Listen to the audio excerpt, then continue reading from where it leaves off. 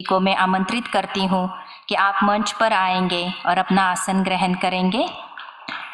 साथ साथ हमारे पास सकाळ पेपर के एडिटर हमारे आदरणीय संपत पाटिल भाई जी आए हैं, तो उनको भी मैं निमंत्रित करती हूँ कि वो भी मंच पर आकर अपना स्थान ग्रहण करें।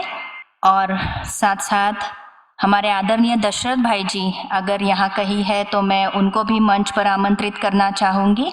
इससे पूर्व कि हमारे बड़े हमारे बीच में हाजिर हो, तो अभी आप सभी देख रहे थे जो स्पेशली पहली बार ब्रह्मा कुमारीज में आए हैं, आपने वैसे तो ब्रह्मा कुमारीज का इंट्रो वीडियो देखा ही है। आप जिस ऑर्गेनाइजेशन में आए हो, एक वर्ल्ड वाइड काम करने वाली ये एक स्पिरिचुअल ऑर्गेनाइजेशन है जहाँ पर मेनली फोकस है राजयोग मेडिटेशन का। यहाँ पर स्पेशली जो सिखाया जाता है वो है राजयोग मेडिटेशन। आज हम दिन ब दिन देख रहे हैं एक तरफ साइंस बहुत प्रोग्रेस कर रहा है और हम कहेंगे कि साइंस ने जैसे सारे दुनिया को हमारे मुट्ठी के अंदर लाके रख दिया है ना। आपके मुट्ठी में सारी दुनिया किस आधार से है? आपके मोबाइल के आधार से। आप सारी दुनिया की जो भी खबरें एक जगह बैठकर देखना चाहे तो मोबाइल आपको प्रोवाइड करता है। साथ साथ दुनिया के किसी भी कोने में बैठे हुए व्यक्ति से, आपके रिश्तेदार से, आप हमारे बीच में आदरणीय जयंती दीदी जी आए हैं, तो जोरदार करतल ध्वनि से हम अपनी आदरणीय मीठी जयंती दीदी जी को मंच पर आमंत्रित करते हैं। साथ साथ हमारे वरिष्ठ भ्राता दशरथ भाई जी को भी मैं मंच पर आमंत्रित करती हूँ। तो जैसे मैं कह रही थी कि भले साइंस ने हमारी मुट्ठी के अंदर सारे दुनिया को लाकर रख दिया हो, लेकिन फिर भी हम अपनी पर्सनल लाइफ में जब झांक कर देखते हैं तो ऐसे महसूस होता है कि जैसे कुछ कमी रह गई है। भले साइंस की बातें, टेक्नोलॉजी हमें बहुत कुछ चीज़ें प्रोवाइड कर रही है, बहुत कंफर्ट्स दे रही है, लेकिन ये कंफर्ट्स होने के बाद में जीवन में जो खुशी होनी चाहिए, शांति होनी चाहिए, संतुष्टता होनी चाहिए, वो कहीं ना कहीं मिसिंग है। तो इन्हीं कमी को पूरा करने के लिए ब्रह्मा कुमारीज राजयोग मेडिटेशन द्वारा आपको एक कला सिखाती है कि कैसे हम अपनी जिम्मेदारियां निभाते हुए जो रोल हमें इस विश्व ड्रामा के अंदर मिला हुआ है वो प्ले करते हुए हम किस तरह से शांति का भी अनुभव करें, खुशी का भी अनुभव करें, साथ साथ दूसरों को ये अनुभव कराए भी। तो ऐसी ये सुंदर कला राजयोग मेडिटेशन की कला है। तो अभी कार्यक्रम को आगे बढ़ाते हुए मैं हमारी सुलभा बहन जी को निमंत्रित करती हूँ कि हमारे आए हुए मंचासीन का वो बहुत सुंदर एक पौधा देकर वेलकम करेंगे और हम साथ साथ करतल ध्वनि से उनको साथ देंगे और हमारे मेहमानों का यहाँ पर स्वागत करेंगे। आप भी जोरदार तालियां बजाएंगे तो आपके तरफ से भी ये स्वागत बहुत अच्छी तरह से हो जाएगा। स्वागत के इस कला में हम देखते हैं कि आज दीदी जी देश विदेश में ट्रैवल करते हैं, अब राजयोग मेडिटेशन सभी को सिखाते हैं, अनुभव कराते हैं, लेकिन फिर भी समय निकालकर आज पूना नगरी में, जिसको पुण्य नगरी भी कहा जाता है, दीदी जी आज पुण्य नगरी में आकर पहुंची है और हम सभी आत्माओं को बहुत भरपूर करने वाली है। तो उनका मार्गदर्शन हम जल्द ही सुनेंगे। साथ साथ हमारी ईशा बहन भी हमारे पास आई है, तो मैं ईशा बहन को भी कहूँगी कि ईशा बहन जी मंच पर आएंगे और एक सुंदर स्वागत नृत्य के द्वारा आप सभी को वेलकम करेंगे। छोटी सी प्यारी सी नन्ही सी फरिश्ता कहो तो ईशा बहन को मैं आमंत्रित करती हूँ। साथ साथ हमारी जगदम्बा भवन की डायरेक्टर आदरणीय सुनंदा बहन जी भी हमारे बीच में मौजूद है। हम करतल ध्वनि से उनको भी मंच पर वेलकम करते हैं। अभी हम ईशा बहन का सुंदर नृत्य देखेंगे।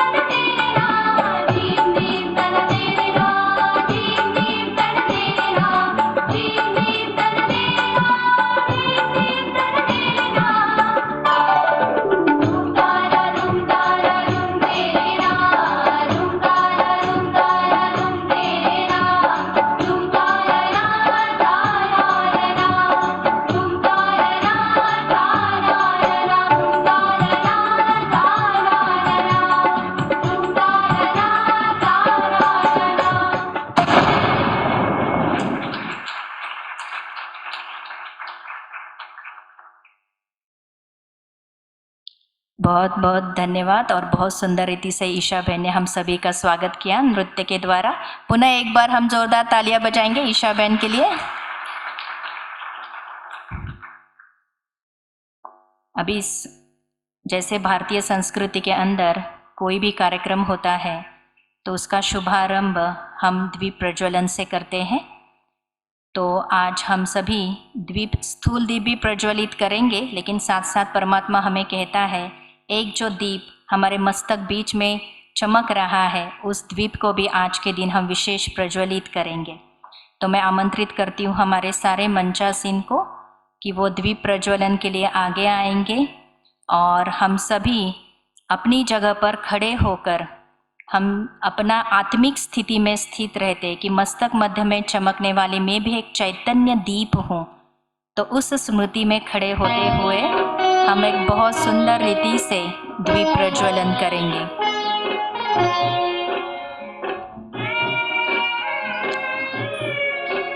सभी अपनी आत्मिक स्थिति में स्थित हो जाएं और हम अनुभव करेंगे कि इन स्थूल दीपकों के साथ साथ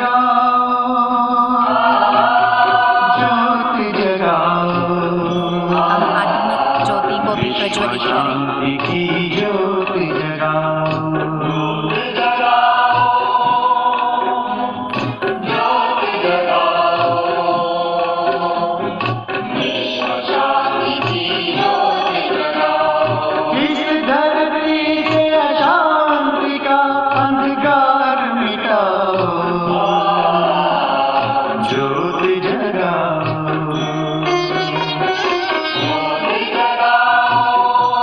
हमारे आदरणीय रुक्मिणी बहन जी को भी मंच पर निमंत्रित करके आएंगे। आप सभी वैसे ही खड़े रहेंगे, गीत का आवाज कम हो जाएगा और हम सभी जो हमारी आंतरिक द्वीप को हमने प्रज्वलित किया है तो अनुभव करेंगे उस शांति को, अपने स्वधर्म को अपने अंदर और अपने आप को उस शांति की गहराई में लेकर जाएंगे। सभी अपने अपने स्थान पर खड़े होते हुए अनुभव करेंगे मस्तक मध्य में मैं चैतन्य दीप, मेरा स्वधर्म शांति है। हम अनुभव करेंगे शांति की तरंगे अपने मन के अंदर धीरे धीरे ये शांति की तरंगे हमारे आसपास वातावरण में फैल रही है और धीरे धीरे इस पुणे शहर में और धीरे धीरे विश्व के अंदर ये शांति की प्रकंपन इस संसार के अंदर के हर मानव आत्मा को शांति की शक्ति प्रदान कर रहे हैं। आज हम देखते हैं चारों तरफ क्रोधाग्नि प्रज्वलित है, लेकिन हमारे अंदर की ये आत्मिक शांति इस क्रोधाग्नि को भी शांत कर रही है। सारे संसार के अंदर शांति के प्रकंपन फैल रहे हैं। हर एक मानव आत्मा एक गहन शांति का अनुभव कर रही है।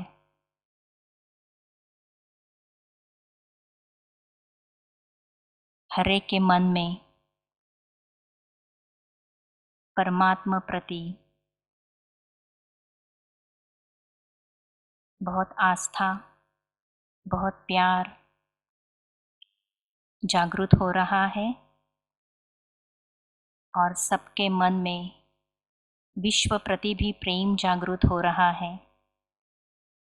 और ये सारा विश्व एक सुखमय, शांतिमय संसार बनता जा रहा है। ओम शांति शांति शांति। मैं सभी से निवेदन करती हूँ आप अपना स्थान ग्रहण करेंगे। अब मैं हमारी मीठी अति आदरणीय सुनंदा बहन जी, जो इस जगदम्बा भवन के कैंपस में आप बैठे हैं, इस सुंदर से हॉल में बैठे हैं, इस सुंदर से प्रांगण में बैठे हैं, जिनकी आप निर्देशिका हैं, जगदम्बा भवन के आप डायरेक्टर हैं। आप करीबन 45 ईयर्स से भी ज़्यादा राजयोग मेडिटेशन का अभ्यास करते हैं और आप साक्षात एक चैतन्य में हम देखेंगे शांति की मूर्ति, प्रेम की मूर्ति है। तो मैं आदरणीय बहन जी को निवेदन करती हूँ कि आज के कार्यक्रम की प्रस्तावना हमारे सन्मुख रखेंगे आदरणीय सुनंदा बहन जी।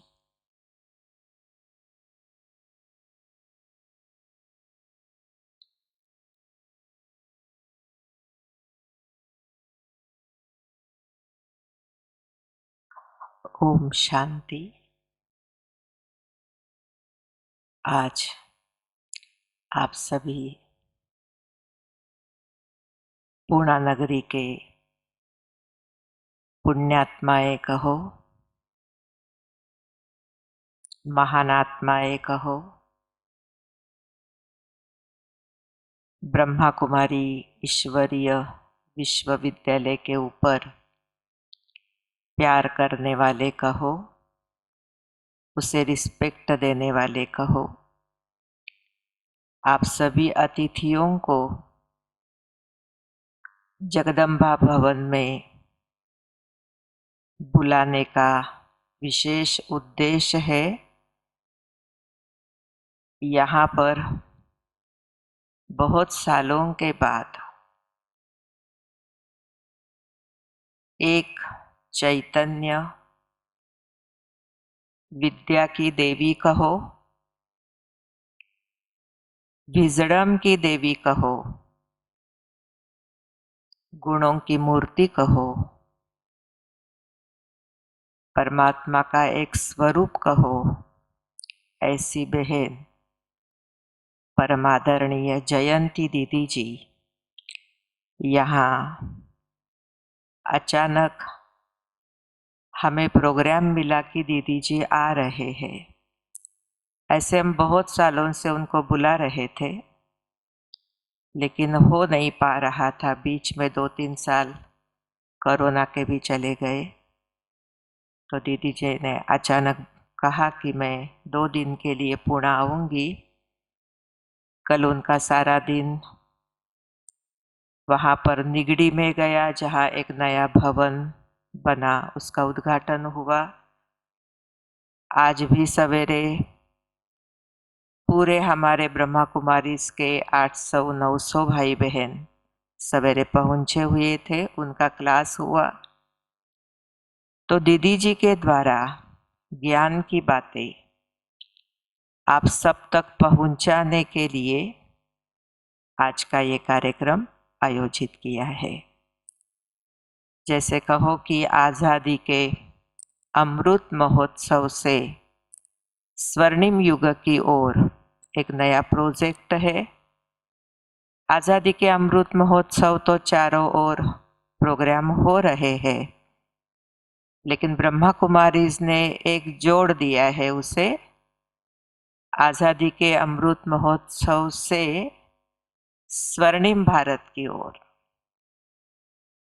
पसंद है सभी को स्वर्णिम भारत आ जाए इस धरा पर? किस किस को पसंद है स्वर्णिम भारत आए? Thank you. तो स्वर्णिम भारत कैसे आ रहा है? क्या ये जादू है, चमत्कार है, या कोई प्लानिंग है?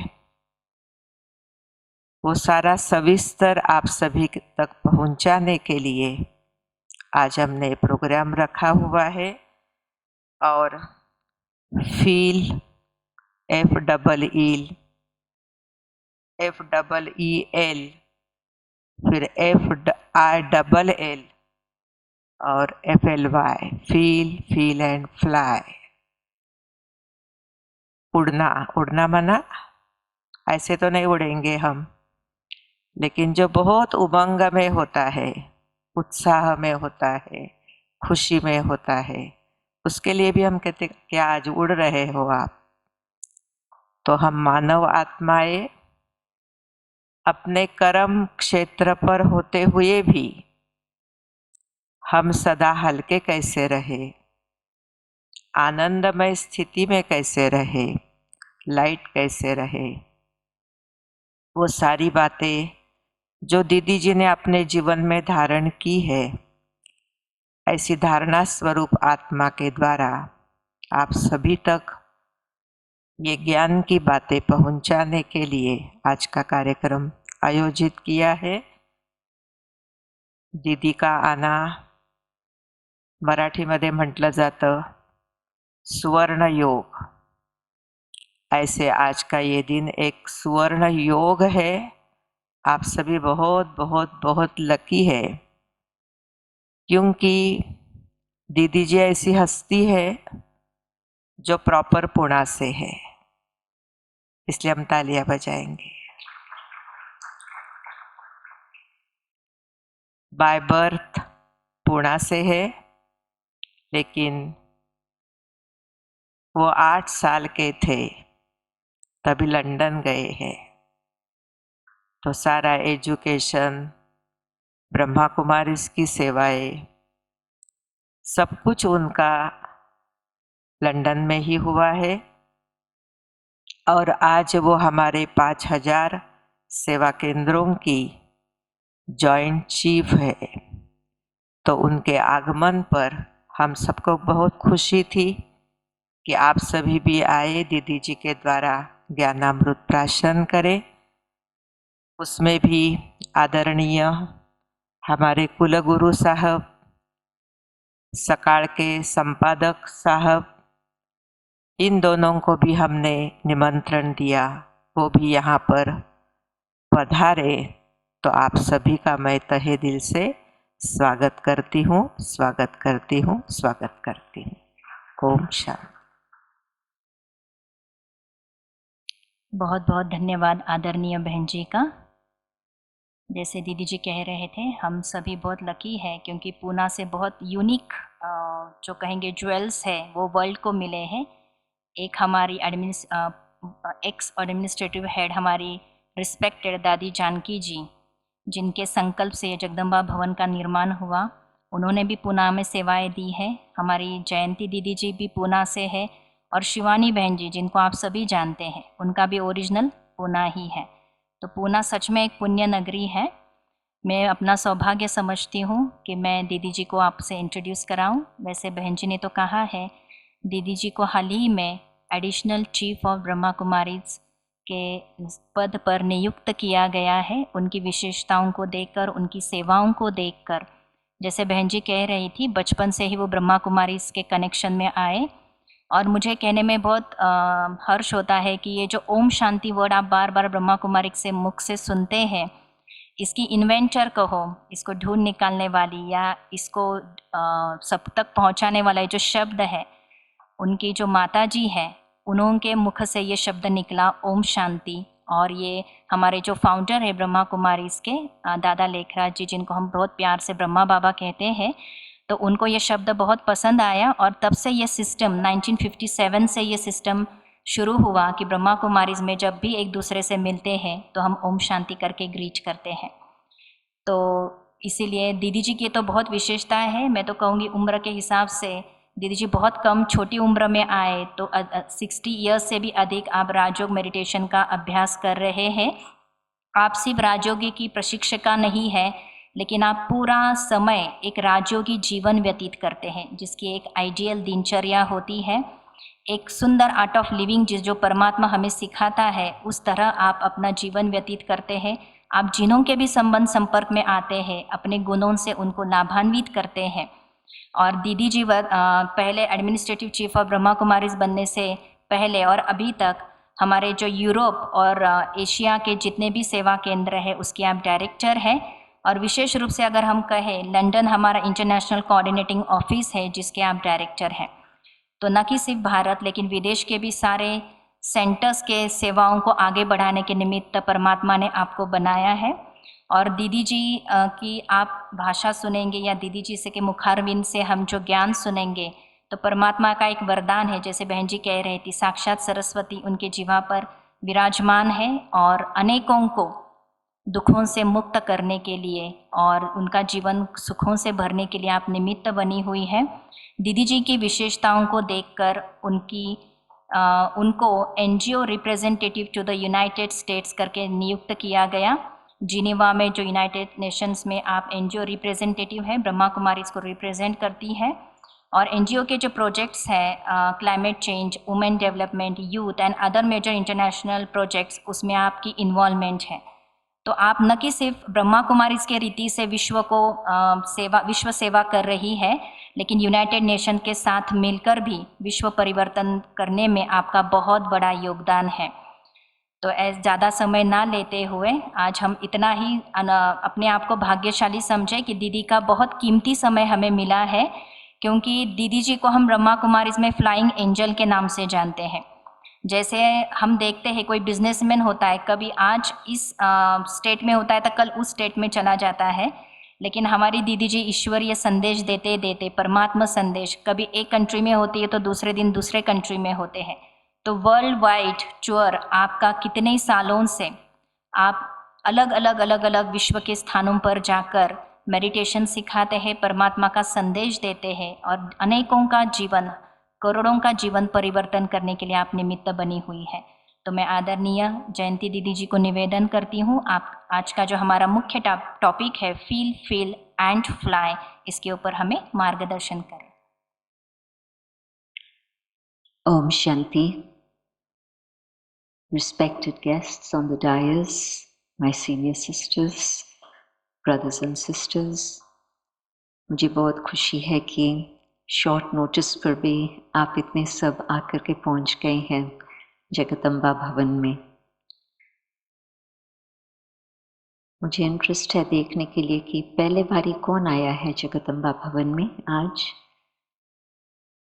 अच्छा, गुड, मोस्ट वेलकम।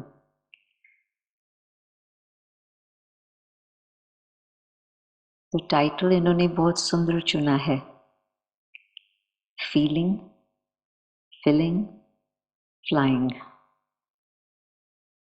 यह सही बात है कि जब हमें आत्मा, परमात्मा और कर्म फिलॉसफी की बातें समझ में आती है तो वो न सिर्फ बुद्धि से समझा जाता परंतु दिल से उसको फील भी किया जाता, और दोनों बातों की आवश्यकता है। बुद्धि से समझना भी बहुत आवश्यक है, परंतु साथ ही साथ जब वो बात फीलिंग में आती है तो फिर हमारे जीवन का एक वो अंग बन जाता। यदि सिर्फ बुद्धि तक बात रहती तो हो सकता है कि कुछ डिस्कनेक्ट हो जाए और सिर्फ थियोरी में ही वो बात रहे, परंतु जब फीलिंग में आती है तो फिर हम कहेंगे कि हाँ, कदम कदम पर जीवन में उसका हम प्रयोग कर रहे हैं। तो जब मुझे पहले आत्मा की पहचान मिली, और शब्दों में कहने में तो बहुत सिंपल बात है, हम मानते हैं कि आत्मा है ज्योति स्वरूप बिंदु और उसका निवास स्थान यहाँ प्रकृति के बीच। न सिर्फ माताएं बिंदी लगाती, परंतु कोई भी मंदिर में जाएंगे, कुछ ऐसे स्थान पर जाएंगे तो यहाँ पर तिलक लगाएंगे, क्योंकि उसका निशान कि आत्मा का निवास स्थान यहाँ। तीसरा नेत्र का भी जब वर्णन होता तो यहाँ पर ही दिखाते हैं। तो थर्ड आई कोई फिजिकल आई नहीं है, परंतु थर्ड आई मानी जाती है आई ऑफ विजडम। तो विजडम का भी लोकेशन जो है वो है आत्मा के ही अंदर। तो जब मैंने पहले बार आत्मा की डिटेल इंफॉर्मेशन ली, वो भी यहाँ पूना में ही था। न केवल मेरा फिजिकल जन्म पूना में रहा, परंतु स्पिरिचुअल जन्म भी दादी जानकी के द्वारा पुणे में ही रहा। तो जब मुझे आत्मा की पहचान मिली तो उस दिन मुझे लगा कि कई प्रकार के प्रश्न जिसका मुझे आज तक उत्तर नहीं मिला था, वो जैसे कि उत्तर मुझे मिलता जा रहा। और न केवल वो मुझे उत्तर मिल रहा है, परंतु कई बातें अभी तक मैं जान भी नहीं सकती थी, जिसका मुझे प्रश्न पूछने का भी इतना अक्ल नहीं था, परंतु उसकी भी जानकारी मुझे मिल रही है। तो वो तो बहुत अच्छा रहा, जैसे कि लगता था कि बहुत इंटरेस्टिंग न्यू इन्फॉर्मेशन मुझे मिल रही है। परंतु जब फिर बहन ने मुझे कहा कि अभी हम योग में बैठते हैं, अभी आप आत्मा के ऊपर ही आप चिंतन करना, और जैसे अभी भी हम ज्योत जगा रहे थे तो बहन थोड़ा सा कमेंट्री कर रही थी, तो बहन ने मुझे थोड़ा समझाया, बताया, परंतु फिर वो जो मुझे अनुभव हुआ, वो ऐसे अनुभव हुआ कि जैसे कि यहाँ सचमुच किसी ने बटन प्रेस किया है और ज्योत जग गई है। रियली फीलिंग ही वो थी। और जहाँ पर मैं अपने ग्रैंड मदर के पास ठहरी हुई थी, क्योंकि मैं विज़िट कर रही थी इंडिया में, तो ग्रैंड मदर के पास ही ठहरी थी। तो जो उस समय सेंटर था यहाँ नज़दीक में ही, नहीं, हम अभी जगदम्बा भवन में बैठे हैं। मैं सोच रही थी कि जो अपना मीरा सोसाइटी में सेंटर है उसके बहुत नज़दीक वो स्थान है, परंतु यहाँ से तो थोड़ा दूर है, तो गुरु नानक नगर उसको कहते। तो दादी जानकी वहाँ रहते थे, छोटा सा ही स्थान था, परंतु वहाँ से जब मैं पैदल करके अपने घर गई तो मैं पहुंची कैसे, मुझे ख्याल ही नहीं आया। मैंने सोचा 1 मिनट मैं वहाँ थी और अब मैं यहाँ पहुँच गई हूँ, ये कैसे हुआ? बिल्कुल, मैं कैसे पैदल करके गई, वो 15-20 मिनट का रास्ता था, परंतु वो जैसे फीलिंग ही नहीं थी कि मैं कोई पैदल किया। बिल्कुल मुझे लगा कि मैं शायद उड़ के वहाँ से और अभी यहाँ पहुँच गई हूँ। तो बहुत इंटरेस्टिंग एक्सपीरियंस था। और फिर जब दूसरे दिन मुझे परमात्मा के बारे में उन्होंने बताया, बहन यहाँ की ही, पूना की ही सुंदरी बहन थे जिन्होंने मुझे कोर्स कराया, तो फिर सुंदरी बहन जी ने जब मुझे परमात्मा की पहचान का बहुत सिंपल भाषा में परंतु बहुत गहरी बातें मुझे सुनाई, तो ऐसे ही लगा कि जैसे 1 सेकंड में वो तार जुड़ गई, और जब वो तार जुट जाती है तो परमात्मा के प्यार का, एक बेहद प्यार का बहुत सुंदर अनुभव होने लगा। तो ये जो 2 अनुभव तुरंत ही, मैं कहेंगे कि मेरा कुछ पुरुषार्थ उस समय नहीं था, परंतु ये एक परमात्मा के द्वारा जैसे कि मुझे एक गिफ्ट मिली उस समय, टेम्पटेशन ही कहो, क्योंकि जब जल्दी में कुछ प्राप्ति होती है तो मन में ये भावना होती है कि हाँ, हम इस मार्ग को और अधिक एक्सप्लोर करें और अधिक जानकारी प्राप्त करें। तो कुछ भी कहें, परंतु मेरा भाग्य था जो ये दोनों अनुभव एक दिन और दूसरे दिन ऐसे ही चलते रहे। और फिर उसके बाद जैसे ही कर्म फिलॉसफी की भी बातें मुझे समझ में आने लगी, तो वो भी एक अंदर की बिल्कुल फीलिंग थी कि ये जो बातें मैं सुन रही हूँ, जैसे कि वो सत्यता की बातें हैं और मुझे दिल को लग रही है। क्योंकि कर्म फिलॉसफी की थियोरी तो लोग भिन्न भिन्न प्रकार से उठाते हैं। सिंपल बात को उठाओ तो ये कहेंगे कि जैसा बीज वैसा फल, परंतु उस बात में कई कॉम्प्लिकेशंस आ जाती और कई लोग अपने अपने कुछ बातें ऐड कर लेते हैं। परंतु जो बाबा का ज्ञान है, ब्रह्मा कुमारीज को जो हम सीखते हैं, सिखाते हैं, तो उसमें बिल्कुल clarity, no complications, no issues. तो ये 3 बातें जैसे ही समझ में आई, तो जो फीलिंग्स आई उससे आत्मा को लगा कि मुझे और आगे इस रास्ते पर ज़रूर चलना है। और कुछ थोड़े समय के अंदर ही मैंने अपने जीवन का फैसला किया 6 सप्ताह के अंदर, टू बी एग्जैक्ट। अप्रैल में मैंने शुरू किया, फर्स्ट वीक अप्रैल, और मई के बीच तक मैंने ये निर्णय लिया था कि मुझे यही मार्ग पर चलना है। तो मेरा पिताजी मुझे कहते थे कि तुम टू मच यंग हो अपने जीवन का फैसला करने के लिए।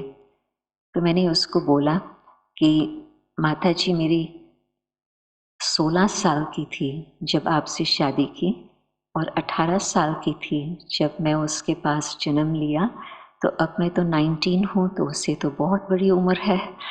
तो यदि उसने माइंड चेंज नहीं किया है आज तक, तो आप कैसे समझ सकते हो कि मैं माइंड चेंज करेंगी? तो वो हंसने लगे।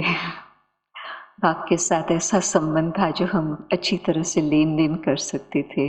ऐसे नहीं था कि वो कुछ कहे और मैं चुप होकर के सुन लूँ और मेरे में हिम्मत न हो बात करने की, परंतु वो फ्रीडम थी संबंध में जो मैं कह सकती थी। तो कहने का मतलब कि इतना गहरा अनुभव हुआ, जो नाउ इट्स 54 years, तो अभी तक माइंड चेंज नहीं हुआ है कि मुझे कुछ और जीवन बनानी चाहिए थी, परंतु कदम कदम पर और ही सुंदर अनुभव होते रहे हैं। तो मुझे लगता है कि यदि कोई अनुभव करता है ज्ञान की बातें, तो वो अनुभव में कोई डिबेट नहीं आ सकती, कोई आपको कन्विंस नहीं कर सकता कि ये गलत, ये सही नहीं। आपका जो अनुभव है वही आपको आगे ले चलता। तो उसमें कई बातें भी सामने आती है जिन्हों को फेस करना होता, इतना भी नहीं जो बाहर की बातों में फेस करना होता। मुख्य बात तो मैं कहेंगी कि अपने संस्कारों को हम नहीं जानते हैं, तो अपने संस्कारों को ही फेस करना होता, क्योंकि हम अपने को जब तक आत्मा नहीं समझते तब तक अच्छी रीति से हम खुद को पहचान नहीं पाते। क्योंकि एक्सटर्नल रीति से जिस प्रकार से हम चल रहे हैं, वो मटीरियलिज्म, कंज्यूमरिज्म, ये सब बातें तो है ही, परंतु आजकल की जो पर्सनालिटी का प्रभाव होता या कुछ कुछ एक्सटर्नल पोजीशन का प्रभाव होता, वो बातें कुछ पार्शियल लगती है। थोड़ा बहुत ही उससे हम किसी को जान सकते, और खुद यदि अपने को भी हम उस प्रकार से देखते हैं कि मेरा पोजीशन ये है या मेरा परिवार ये है, मेरा एजुकेशन ये भी सब एक्सटर्नल बातें हैं। इससे खुद को हम अपने आप को नहीं पहचान पाते। कहते हैं कि सबसे बड़ा एडवेंचर है अंदर की यात्रा करना, क्योंकि ऊपर ऊपर से हम नहीं जान सकते कि अंदर मेरे अंदर क्या है। और उसमें भी दो बातें आती है।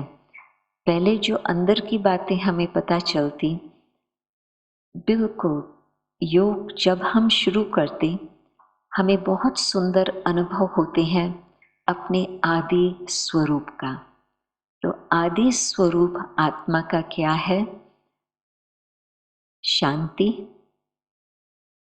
प्रेम, सत्यता, पवित्रता और आनंद। ये 5 गुण है आत्मा के आदि स्वरूप के। और जब हम भूल ही गए हैं कि हम आत्मा है और अपने एक्सटर्नल डेजिग्नेशन से ही हम खुद को भी जानते और औरों को भी उस दृष्टि से देखते हैं और जानते हैं, तो ये गुण हमारे जीवन से खोए हुए होते। तो वो फीलिंग्स ही नहीं होती है कि हम आत्मा कोई शांत स्वरूप आत्मा हो। ये अनुभव ही नहीं होता कि मुझे बाहर प्रेम ढूंढने की आवश्यकता ही नहीं, परंतु अंदर की यात्रा करने से मुझे वो प्रेम प्राप्त हो सकता। तो बिल्कुल रियलिटी जो है आत्मा की, जैसे कि उससे हमारा डिस्कनेक्ट हो चुका, जिस कारण से संसार की हालत आज जो देख रहे हैं वो इसी कारण से है। लोग प्रेम को ढूंढेंगे, प्यार को ढूंढेंगे, बाहर ढूंढेंगे, परंतु अंदर ढूंढे वो तो उन्हों को पता ही नहीं। एक बहन ने दादी जानकी को एक बार कहा कि मुझे लगता है कि कोई मुझे प्यार ही नहीं करता। दादी ने उसकी बात सुनी। फिर दादी ने कहा, अच्छा, तुम एक प्रकार का एक्सपेरिमेंट करो। रात्रि का समय था तो दादी ने कहा, कल तुम ये एक्सपेरिमेंट करो, जिस चीज से भी मिलो तुम उन्हों को अपना प्यार देते रहो। परमात्मा ने तुम्हें प्यार दिया है तो वो तुम अनुभव करो और अपने दिल को भरपूर महसूस करो, और फिर जब किसी से भी मिलो तो उन्हों को प्यार आप देते रहो। ये जो आप एक्सपेक्ट करते हो कि वो तुम्हें प्यार देवे, ये नहीं सोचो। आप ये सोचो कि मुझे उन्हों को कुछ देना है, कुछ दो अच्छे शब्द बोल करके उन्हों के साथ प्यार से 2 मिनट बैठ करके, कुछ भी, परंतु आप उन्हों को कुछ दो प्यार से। फिर 2 दिन के बाद फिर वो दादी के पास आई तो दादी ने पूछा, एक्सपेरिमेंट किया? तो बहुत हंसते हंसते आई, हर्षित होकर। तो फिर दादी को कहा, दादी मेरे भी 2 दिन बहुत अच्छे बीते, मुझे लगता है सब मुझे प्यार कर रहे हैं। तो जो हम देते हैं वो वापस ही आ जाता। तो जबकि ये भी फीलिंग आती कि हाँ, देते जाओ और ही आत्मा भरपूर होती रहेंगी, तो ये सही बात है कि लेने में इतनी खुशी नहीं होती जितनी कि देने में, क्योंकि देते जाओ और वो वापस कहाँ आएगा, बूमरैंग है, एक्शन रिएक्शन का हिसाब है। कुछ आप वहाँ छोड़ो वो वापस आपके पास ही आ जाए। तो जब हर बात का अनुभव होता तो फिर उससे जो जीवन परिवर्तन होती, एक बहुत सुंदर अपनी जीवन बन जाती। तो योग में, मेडिटेशन में पहले तो ये अनुभव होता कि खुद आत्मा का आदि स्वरूप क्या है और परमात्मा द्वारा हमें क्या क्या प्राप्ति हो रही।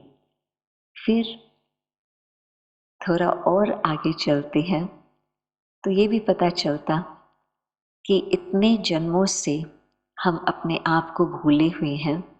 एक जन्म की फॉरगेटफुलनेस की बात नहीं है, कुछ जन्मों से हम अपने आप को भूल गए हैं, जिस कारण से द्वापर से भी कलयुग आकर के पहुंचा है। तो उस हिसाब से जो कुछ अंदर आत्मा में वो आदि संस्कार है वो अलग बात, परंतु जो रीसेंट संस्कार है हमारे, वो तो कुछ और ही है। तो वो भी सारा जो इम्प्योरिटीज है वो हमें सारे उस किचरे को भी फेस करना होता। उसको हम इग्नोर नहीं कर सकते। हाँ, मैं तो शुद्ध आत्मा हूँ, मैं तो पवित्र आत्मा हूँ, बस पहुँच गए। नहीं, अनुभव है कि हाँ, आदि में मैं ऐसे आत्मा थी, परंतु ये जो बीच का समय बीता है उसमें जो जो अनुभव किए हैं उसकी भी छाप आत्मा के ऊपर लगी हुई है। तो जब वो निकल आती है तो फिर उसके लिए हम कहेंगे कि हाँ, उस समय परमात्मा में विश्वास रख करके फिर भी उसके श्रीमत अनुसार डायरेक्शंस पर चलते, योग लगाते, जो भी और संस्कार बीच वाले हैं उसको भी हम समाप्त कर सकते। हर बात का सीजन होता है। आप आउट ऑफ सीजन कुछ भी खाएं, उसमें वो खुशी नहीं होती, वो टेस्ट नहीं होता जैसे कि सीजन वाला फल। विदेश में ग्रीन हाउसेस का बहुत सिस्टम चलती है, यहाँ तो मुझे इतना मालूम नहीं, परंतु वहाँ तो आप अभी न सिर्फ समर में स्ट्रॉबेरीज खा सकते, परंतु विंटर में भी स्ट्रॉबेरीज मिलते हैं। परंतु जो विंटर में स्ट्रॉबेरीज आपको मिलेंगे इतने टेस्टी नहीं होंगे। तो सीजन अनुसार जो बात होती उसका एक और टेस्ट भी होता, कुछ आनंद भी होता। तो समय अनुसार जब आत्मा द्वापर और कलयुग से पास होकर के यहाँ तक पहुँची है, और हम मानते हैं कि कलयुग के बाद फिर क्या होगा, बहन जी बता रहे थे स्वर्णिम भारत, तो हम मानते हैं कि कलयुग के बाद अवश्य ही फिर सतयुग आएगा। जिस तरह से दिन और रात का खेल चलता, या जिस तरह से एक सारे वर्ष में सीजन्स का साइकिल चलता, कोई भी बात आप नेचर का देखेंगे, नेचर में स्ट्रेट लाइन कहाँ पर भी आपको नहीं प्राप्त होंगी। सब कुछ सर्कल होता, छोटा सर्कल हो, बड़ा सर्कल हो, कोई भी प्रकार का साइज का हो, परंतु दैट्स अ सर्कल। तो इस तरह से जो विश्व की भी स्थिति है वो एक सर्कल में घूमती है। तो आज तो हम देख रहे हैं कलयुग के अति डार्कनेस का समय चल रहा, परंतु उसके बाद हमें ये विश्वास है, सिर्फ उम्मीद नहीं है पर ये पूर्ण विश्वास है कि उसके बाद फिर से सतयुग आएगा। परंतु सतयुग तब आएगा जब हम अपन में परिवर्तन करेंगे, तो ही फिर सतयुग आ सकता। नहीं तो सतयुग कोई आकाश से नीचे नहीं आने वाला है, परंतु हम सबके परिवर्तन से ही वो आएगा। तो उसमें यदि हम ये देखते हैं कि मेरे आदि संस्कार वो बिल्कुल सतो प्रधान संस्कार थे, अब मेरे संस्कार तमो प्रधान संस्कार है, दोनों बातें सत्य है। ऐसे नहीं कि आत्मा सदा ही सतो प्रधान रहती, नहीं थी और अब कुछ और है, परंतु फिर से वो सतो प्रधानता की ओर हम जा सकते और हम अपना आज ज्ञान और योग को समझ करके फिर से वो पुरुषार्थ करके हम सतो प्रधान बन सकते।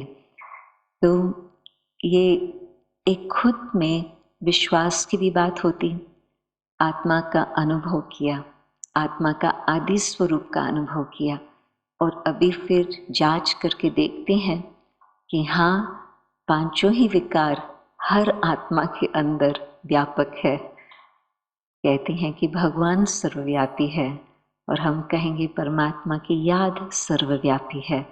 परमात्मा तो परम धाम निवासी है, परंतु सर्वव्यापी है माया, राइट? कौन मानता है कि माया आज सर्वव्यापी है? माया का मतलब इल्यूजन। आज कौन सा समय चल रहा? Post truth. सत्यता का समय था, परंतु 2016 में एक नया शब्द आया अपने सबके डिक्शनरी में, पोस्ट ट्रूथ। और आज कितना फेक न्यूज़ चल रहा। कोई भी बात आप वीडियो में देखेंगे, आपके व्हाट्सएप में आएंगी या कभी यूट्यूब में भी देखेंगे, और यदि कुछ उसमें अजीब गरीब बात है, तुरंत आपके मन में प्रश्न आएगा, इज इट रियल?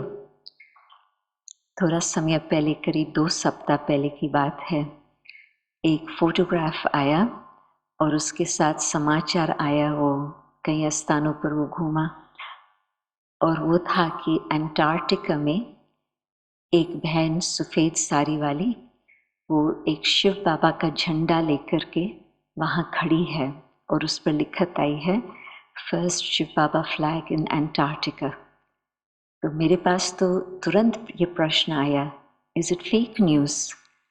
परंतु फिर जब मैंने उसका नाम पढ़ा तो मैंने उसे कांटेक्ट किया, वो सैन फ्रांसिस्को में रहती, तो उसके साथ फिर बातचीत चली।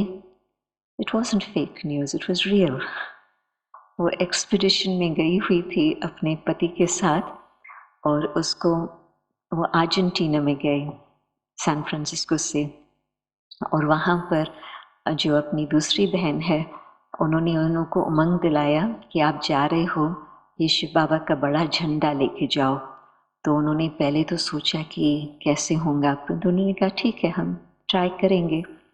फिर जब शिप में थे, शिप जर्नी थी अर्जेंटीना से अंटार्कटिका की, तो तब तक उन्होंने फ्रेंडशिप बना ली थी कईयों के साथ, और जो एक्सपीडिशन लीडर है उन्हों के साथ भी बातचीत की। तो उन्हों को बहुत उमंग आ गया कि हाँ, ये कोई धर्म का प्रचार नहीं है, परंतु ये जो लाइट का प्रतीक है, it's fine, everybody can agree with this. तो एक्सपीडिशन लीडर ने सहयोग दिया, और फिर अपने कैमरामैन को भी उन्हों के साथ रखा कि आप इन्हों के साथ ज़रूर जाओ। फिर नेक्स्ट था कि वो सोचे कि ठंडी है, परंतु मैं साड़ी में जाऊँ, तो उसको संकल्प आया कि हाँ मुझे साड़ी में ही जाना है, वाइट साड़ी में। तो फिर वो सब बातें आकर के इकट्ठी हुई और फिर वो फोटो निकला।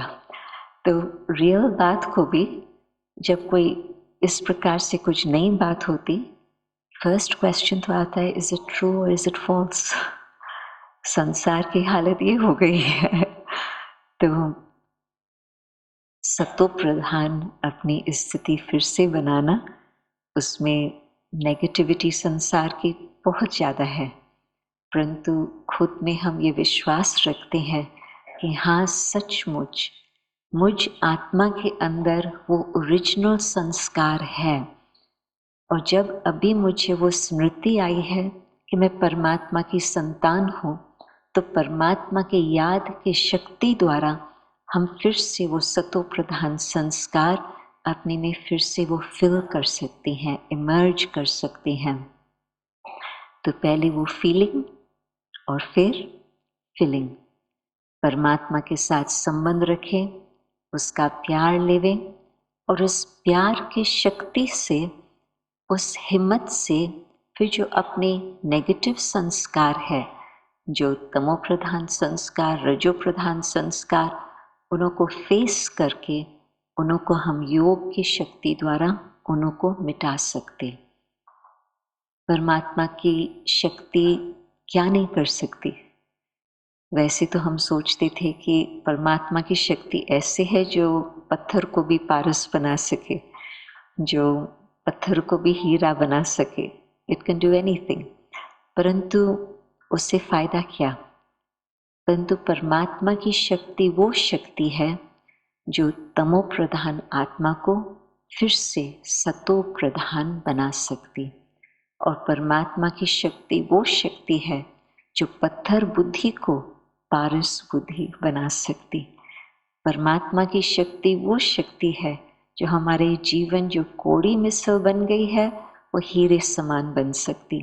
तो परमात्मा की शक्ति क्या नहीं कर सकती, परंतु प्रैक्टिकल जीवन में हम वो जब ये बातें अनुभव करने लगते हैं तो हाँ फिर तो लगता है कि हाँ सचमुच सत्य कोई ज़्यादा दूर नहीं है। दूरी किसकी? हम सबकी। कि हम थोड़ा इस बात को समझ करके अपने जीवन में परिवर्तन लाएं तो अवश्य वहां तक पहुंच सकते।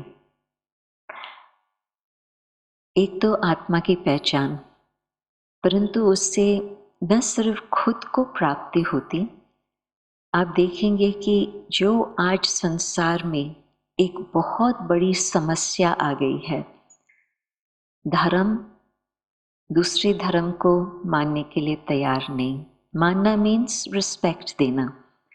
हम किसी भी मार्ग पर है, परंतु दूसरा व्यक्ति, दूसरा इंसान, उसकी मान्यताएं कुछ भी हो, परंतु ह्यूमन डिग्निटी तो हर एक का अधिकार है। ह्यूमन डिग्निटी हर एक के लिए बहुत ही आवश्यक है। तो जब हम आत्मा की दृष्टि से हर एक को देखते हैं तो उसमें हम उन्हों को उस रिस्पेक्ट से देखते। बहुत समय पहले दादी जब लंदन में पहुंची थी, कुछ वहाँ के विदेशी लोग ज्ञान में आने लगे थे। तो एक बारी दादी और हम और दो भाई 3-4 दिन की यात्रा पर गए थे भिन्न भिन्न शहरों में। तो सवेरे के क्लास में तो अपना नियम है अमृत वेले 4 बजे योग करना, ट्रैवलिंग हो दूसरी जगह हो, डजंट मैटर, वो तो हम करते ही हैं। और फिर बाद में हम जो परमात्मा का ज्ञान है जो प्रजापिता ब्रह्मा द्वारा हमें मुरली में मिलता, तो हम वो स्टडी करते। तो अपना सवेरे का 4 का क्लास हम लोग कर रहे थे। फिर समय था तो दादी ने उन्हों को बोला कि प्रश्न उत्तर कर सकते, जो भी आपके मन में प्रश्न हो। तो उन्होंने दादी से प्रश्न पूछा, आपके ज़माने का और आज हमारे ज़माने का, this must been in the 80s, तो हमारे ज़माने का आपको क्या फ़र्क लगता है अधिक से अधिक? दादी 1 सेकंड विचार करके फिर उनको बोला, मेरे ज़माने में हमको रिस्पेक्ट बहुत था, हर एक के लिए रिस्पेक्ट था। आज आपके ज़माने में मैं देखती हूँ कि रिस्पेक्ट नहीं है। तो फिर उन्होंने पूछा, कारण क्या दादी? तो दादी ने बताया कि आप लोग खुद को भूले हुए हो, जिस कारण से स्व का मान स्वमान नहीं, और जबकि स्वमान नहीं तो औरों को भी आप वो रिस्पेक्ट नहीं दे सकते। और हम बचपन में हमारे पास राज्यों का ज्ञान नहीं था, परंतु इतना तो ज्ञान था कि हम आत्मा है। स्पिरिचुअलिटी का उस समय एक नॉर्मल पैटर्न थी। दादी का जन्म हुआ था 1916, तो फर्स्ट वर्ल्ड वॉर से पहले। तो उन दिनों में दादी का कहना था कि फिर भी हर घर में प्रार्थना का कुछ नियम होता था, हर घर में बच्चों को ये प्यार से शिक्षा मिलती थी कि बड़ों का रिस्पेक्ट हो, जानवरों का भी रिस्पेक्ट हो, प्रकृति का भी रिस्पेक्ट हो। तो हम उससे उस वातावरण में पले हैं जिससे हम अपने स्वमान में भी रहते हैं, तो हमको कोई प्रकार का ठेस नहीं लगता। बातें आती है, बातें जाती है, परंतु हम अपने डिग्निटी को संभाल के रख सकते। आप लोगों को किसी ने ये शिक्षा नहीं दी है। और न सिर्फ ये विदेश की बात है, परंतु आजकल विश्व भर की ये बात है, भारत की भी यही बात है। तो कहने का मतलब कि जब खुद की पहचान सचमुच मैं आत्मा हूँ, परमात्मा की संतान हूँ, ये हमें फीलिंग होती और हम हर एक को देखते हैं, तो उस भावना से हम देखते हैं कि ये भी आत्मा, ये भी आत्मा, ये भी ज्योति बिंदु आत्मा, और ये आत्मा भी परमात्मा की संतान है। तो जो शब्द आता है कि एक परिवार है, विश्व कुटुंब है, परंतु प्रैक्टिकल रियलिटी तो एक घर में भी परिवार के समान। मेरा ग्रैंडफादर 7 ब्रदर्स में एक था और उनका जन्म हुआ था हैदराबाद सिंध, नॉट हैदराबाद दक्कन, हैदराबाद सिंध। तो मुझे चांस मिला, हम लोग कुछ सेवा के लिए कराची में जाते रहे। मैं समझती 10 वर्ष तक मैं शायद 15 बारी कराची में गई होंगी और बहुत अच्छा ग्रुप मिलता था। आजकल कुछ वातावरण अलग हो गया है तो जाना नहीं हुआ है, परंतु मेरे पिताजी ने बताया था कि तुम ये एड्रेस है जिस घर में मेरा जन्म हुआ था, तुम वहाँ ज़रूर जाना। तो हैदराबाद में जाना हुआ प्रोग्राम के लिए, तो हम लोग ऐसा टाइम लेके गए जो थोड़ा देख भी सके पुराने स्थान को। तो 7 ब्रदर्स एक के दूसरे के बाजू में 7 हाउसेस में रहते थे। आंगन एक ही था और किचन एक ही था। 7 brides with their husbands and children, 36 children. 7 brothers को 36 children तो उन दिनों में बड़ी बात नहीं थी, परंतु सब एक परिवार में रहते थे, एक ही परिवार। तो ये कोई 500 साल पहले की बात मैं नहीं कह रही हूँ, ये अर्ली 20th सेंचुरी की बात, परंतु भारत में उस समय ऐसे वातावरण था। और आज सारे विश्व की बात है, एक देश की बात नहीं, परंतु वो रिगार्ड, वो रिस्पेक्ट नहीं। मेन स्पिरिचुअलिटी हम भूल गए, खो नहीं लिया, हम भूल गए। अंदर वो सब कुछ समाया हुआ है, अभी उसको फिर से इमर्ज करने की बात आती। तो जब एक आत्मा के परिचय से एक इंसान में फर्क आ सकता, परंतु एक इंसान तो क्या, ज्योत एक होती, एक ज्योत से अनेक ज्योत जगती। तो जिस घड़ी प्रजापिता ब्रह्मा में ये ज्ञान की प्रकाष्ठा आई, उन्होंने आज कितनी मिलियंस की सेवा की और आज मिलियंस सारे विश्व भर में 120 कंट्री से अधिक राजयोग का अभ्यास कर रहे हैं। तो जहाँ जहाँ जाते हैं उनकी यही भावना होती, ये भी मेरा भाई, ये भी मेरी बहन, हम एक परिवार के हैं। तो आप सोचो कि ज्ञान की एक बिंदु से भी अपनी बुद्धि का फर्क हो गया, परिवर्तन आ गया, तो अपने जीवन में, व्यवहार में कितना फर्क आ सकता है। तो मुझे लगता है कि बहुत बड़ी बात नहीं है विश्व का परिवर्तन। कितना टाइम लगता है न्यू पर्सपेक्टिव आने में? टाइम नहीं लगता, वो मोमेंट आती है, द राइट टाइम कम्स और वो रियलाइजेशन होती, वो फर्क हो जाता। जब बर्फ आप बनाने लगते, मानो आपको ट्रे है और उसमें पानी है और आप उसको फ्रिज में रखते, तो जो जांच करने वाले लोग हैं, हम लोग तो बैठ करके जांच नहीं करते, परंतु जो रिसर्च करते हैं इन बातों का, वो बताते हैं कि वो पानी की जो ट्रे है, जब वो फ्रीज होने लगती, one crystal here, one crystal here, one crystal here, फिर एक क्रिटिकल मोमेंट आता जो सारा फ्रीज हो जाता। ऐसा नहीं कि एक एक एक सदा एक एक एक चलता रहेगा, नहीं, एक यहाँ, परंतु क्रिटिकल मोमेंट पर सारा ट्रे फ्रीज हो जाता। तो कहने का भाव कि जब कोई नई बात की या बहुत आदि पुरातन बात की फिर से वो जागृति आती, तो पहले एक यहाँ, कुछ यहाँ, कुछ यहाँ, परंतु वो क्रिटिकल मैस जब हो जाता, सब उस बात को स्वीकार करने लगते। तो मुझे लगता है कि जब कोई एक्सट्रीम बात में आती है, एक्सट्रीम बात से चेंज जरूर होती।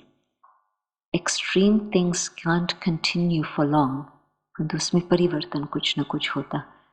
तो अब भी वो घड़ियां चल रही है, जबकि एक्सट्रीम देख रही हैं, परंतु साथ साथ चेंज का भी मौका आ गया है। तो हम ये 3 बातें समझ लेंगे, मैं कौन हूँ, मैं किसकी हूँ और मुझे क्या करना है।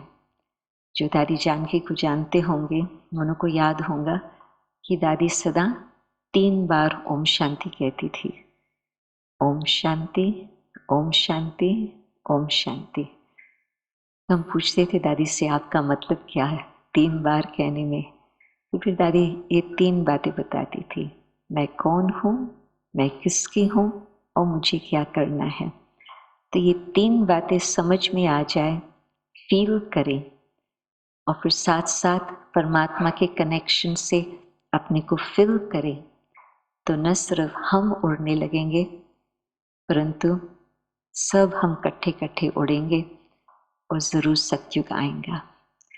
अभी मैं चाहेंगी कि कुछ चंद घड़ियों के लिए हम कुछ मेडिटेशन करें, और कई है जिन्हों का अभ्यास भी है और कई होंगे जिन्होंने राजयोग मेडिटेशन इस तरह से शायद पहले बारी की होंगी। तो मैं कुछ शब्द बोलती जाएंगी और मैं आपको निमंत्रण देती हूँ कि उन शब्दों पर आप भी अपने विचार चलाएं। हम सबके विचार एक इकट्ठी लहर से चलते रहेंगे।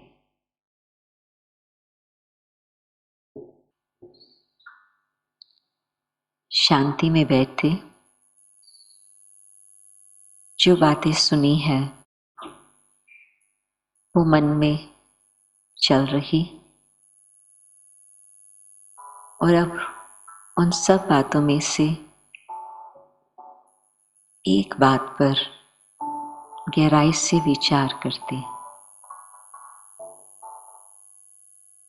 मैं आत्मा हूं। मैं आत्मा भ्रुकुटी के बीच चमकता हुआ सितारा हूं। ये शरीर अलग और मैं आत्मा चैतन्य शक्ति इस शरीर से अलग।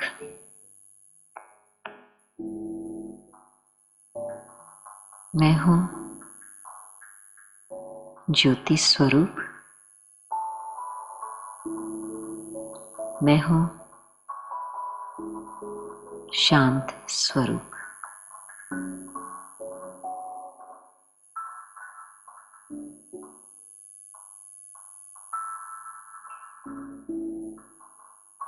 जैसे ही मन धीरे से चलने लगता, यहाँ वहाँ भागना बंद करता और यही अनुभव होता कि मुझ आत्मा के अंदर शांति है। इस शांतमय स्थिति में परमात्मा को सहज ही याद कर सकते और परमात्मा कोई दूर नहीं। इस शांतमय स्थिति में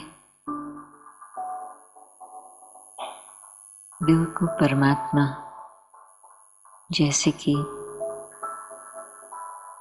संबंध में आ जाता।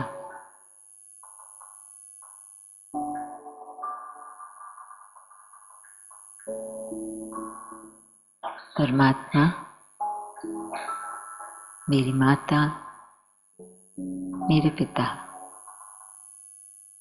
माता पिता निराकार ज्योति स्वरूप परमात्मा को कहते हैं।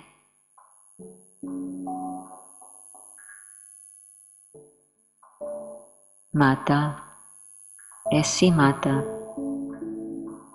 जो बेहद का प्यार देने वाली माता, जो मेरी भूलों को नहीं देखती परंतु मेरी अच्छाई में शक्ति बढ़ती जा रही।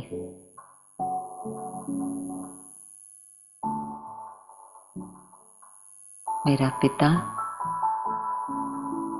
जो मुझे वर्षा दे रहे, जबकि वो है ही बेहद का, तो वर्षा भी मुझे बेहद खुशी का देती। वो खुशी जो सदा मेरे साथ रह सके, वो खुशी जो कभी कोई छीन न सके।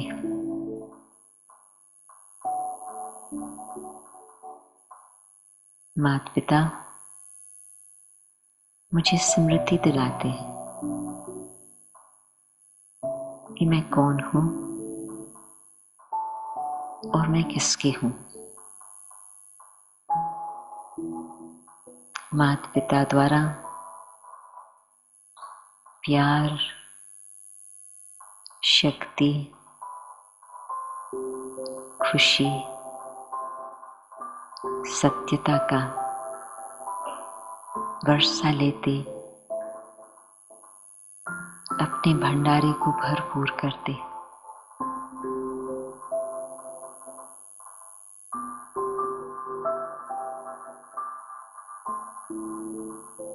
और जो खजाना मैं ले रही हूँ, अब मुझे अनेक आत्माओं को देना है। वही शांति,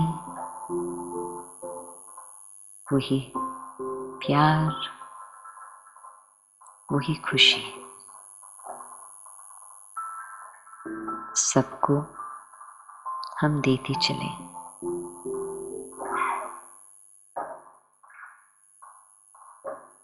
इसी अनुभव को कायम रखते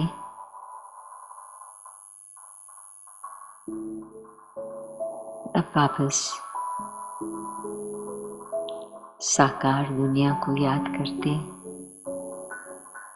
कि यहाँ जो हमें सृष्टि मंच पर कार्य करना है वो हम करें, परंतु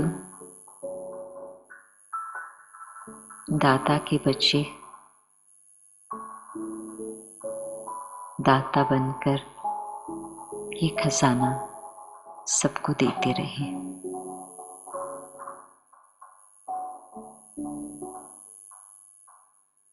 ओम शांति। मैं आशा करती हूँ आपका मन दीदी के जो वचन निकले मुख से और जो आज का टॉपिक था हमारा, उसकी गहराई तक जो दीदी हमके लेकर गई उससे ज़रूर भरपूर हुआ होगा।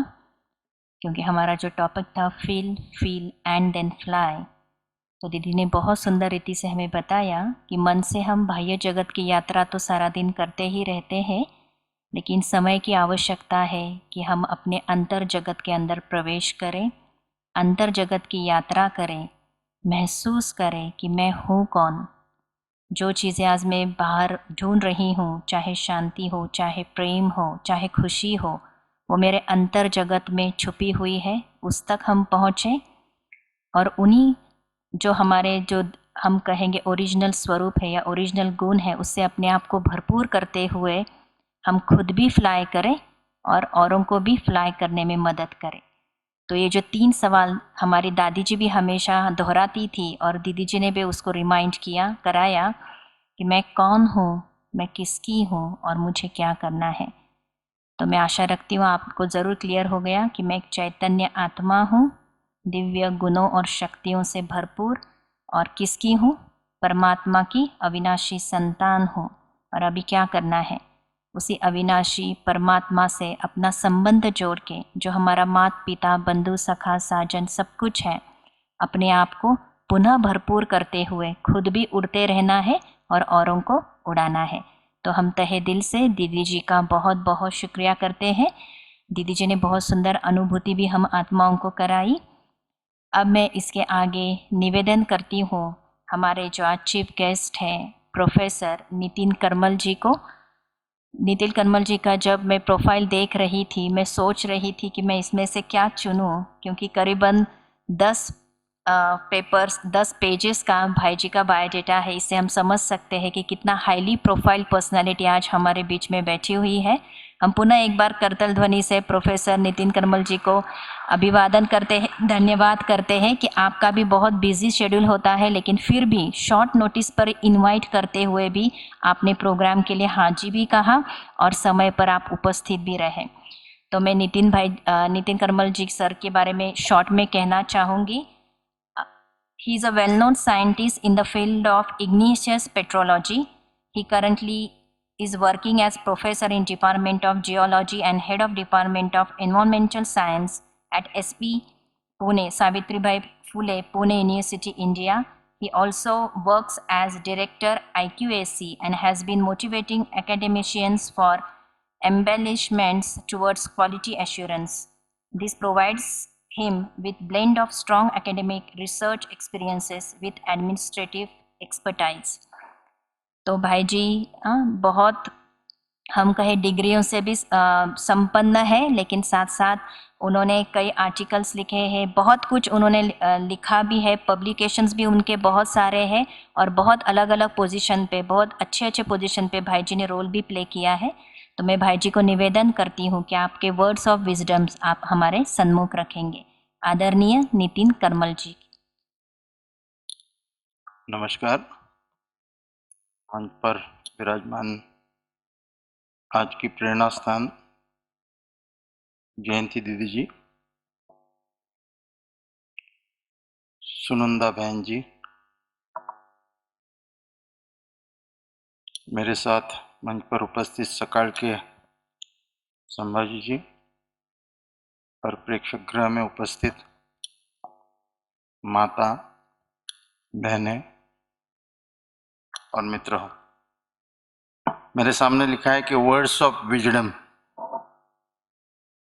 वर्ड्स का विजडम तो आप दीदी जी ने पहले दे दिया है, और वो जो विजडम है, जो इंटरनल ट्रांसफॉर्मेशन के बारे में उन्होंने बताया, मैं कुलगुरु के नाते से मैं जो दे रहा हूँ वो पुस्तकी ज्ञान है, जिसके कारण बाहर की ये विश्व में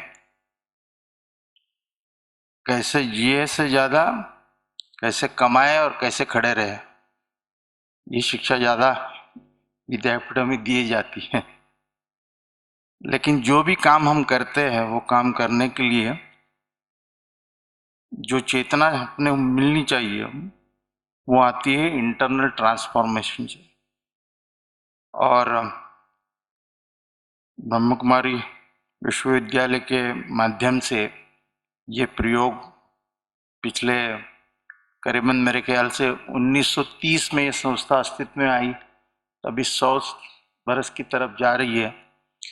ये संस्था के साथ मेरा परिचय जो हो गया वो काफ़ी नया है। 3-4 बरस पहले मैं पहली दफ़ा ये जगदम्बा ये स्थान पे आया और बाद में थोड़ा जुड़ गया इनके साथ। जानकी दीदी की जो बात हो रही थी उनको भी सुनने को मुझे मिला, योग मिला। और पुणे यूनिवर्सिटी ने उनका कार्य देख के उनको सम्मानित भी किया। तब जानकी दीदी पूना में थी नहीं, बम्बई में उनका एक सेशन चल रहा था। तो उसी दिन जिस दिन हमने वो पुरस्कार दिया था वही पुरस्कार लेके हम उनको मिलने गए थे। हमें वो भाग्य था कि हम मिल पाए उस दिन उनके साथ। आजकल हम देख रहे हैं कि जैसे मैं जब बात कर रहा था जयंती दीदी से, तो बता रही कि हमारे विचार जो है वो क्लियर नहीं है, विवेक जो होता है, क्योंकि उसके ऊपर बहुत सारे आवरण, बहुत सारे लेयर्स, टेक्नोलॉजी या बाहरी जो विश्व है, व्हाट्सएप है, मैसेजेस है, रोज की जो अपनी को समस्या है उसका सब पूरा बैठा हुआ है। उसके कारण हम विचार हमारे सुस्पष्ट नहीं है, हमारा विवेक सुस्पष्ट नहीं है। और उसके लिए ये जो राजयोग है, जो मेडिटेशन है वो जरूरी है, जिसके कारण हम अपनी आंतरिक जो परिवर्तन है उसके कारण जो भी हम काम करें वो अच्छे ढंग से करें, प्यार से करें, जिसमें मेरे ख्याल से जो बोलता है कि एथिकल होना चाहिए, वैल्यू सिस्टम होना चाहिए। ये सब चीज़ें जो है, जो हमको, हमारी तो संस्कृति बहुत पुरानी है और ऐसे संस्कृति विश्वविद्यालय में जो पुराने हुआ करते थे हजारों बरस पहले, नालंदा या तक्षशिला या विक्रमशिला, यहाँ पे जो गुरुकुल पद्धति से पढ़ाया जाता था, तो उसमें ये भी बातें हुआ करती थी। Professional skill based vocational education के साथ आंतरिक जो अपना परिवर्तन है, आंतरिक जो शांति है, वो भी पढ़ाई जाती, कैसे वो पाए, जिसके कारण जो भी हम काम करें, जो भी हम व्यवसाय करें, उसमें हम ज़्यादा लगाव लगा के वो ढंग से करें।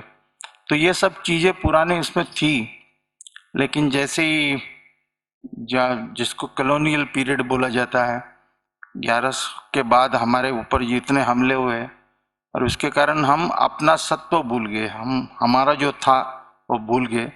बाद में अंग्रेज आए, कॉलोनियल पीरियड में जो भी हमको सिखाया गया वो उसमें था कि उन्होंने कोशिश यही की जो हमारा है हम भूल जाए और बाहर का ज़्यादा सीखे, जिसको मैकल के मिनट्स बोलते हैं। और वो चलते रहे। अब स्वातंत्र के बाद भी पिछले दशक तक, मैं कह रहा पिछले कई बरस तक वही हम पढ़ रहे थे।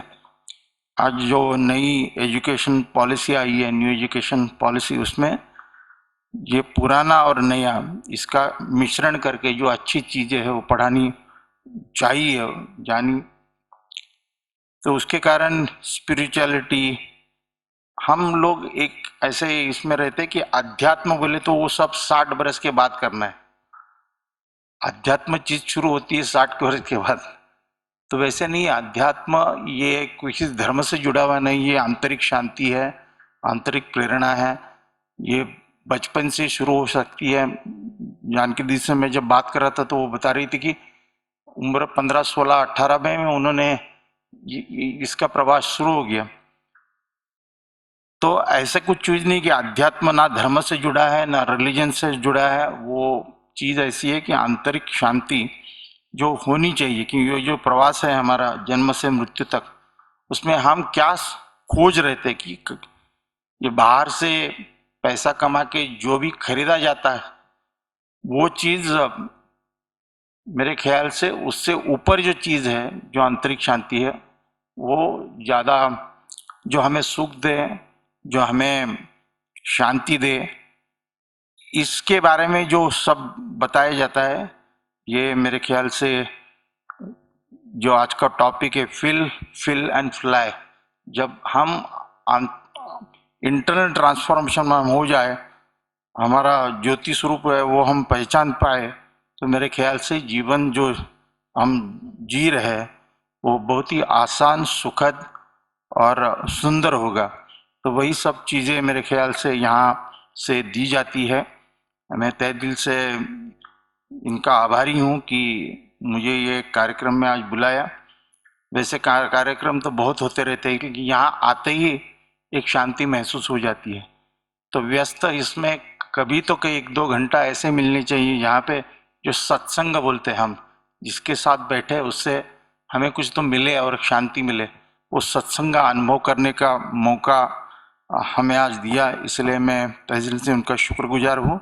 और फिर से विद्यापीठ इनसे जुड़ा हुआ है, छोटी छोटी चीज़ों में, बड़े इसमें नहीं है, लेकिन हम चाहते हैं कि नए बच्चों को भी ये सब चीज़ें पढ़ाई जाए, जिसके कारण मेरे ख्याल से उनका जो ये पूरी जिंदगी है वो आसान, सुंदर और सुख शांति से भरी हुई रहे। धन्यवाद। जब मन बुद्धि को ज्ञान और योग के पंख मिल जाते हैं तो ज्ञान और योग से, परमात्मा से जुड़ने के कारण जो गुण मिलते हैं, जो गुणों से आत्मा भरपूर होती है, तो उस भरपूरता से वो चमक चेहरे पर, वृत्ति, दृष्टि, कृति सब में दिखती है। और वो जो चमक है, उस चमक से हम सब अभी चमक रहे हैं। सारा विश्व ऐसा ही चमकता रहे, उड़ने का अनुभव करता रहे। यही हम अनुभव अभी करेंगे, लेकिन संगीत के द्वारा।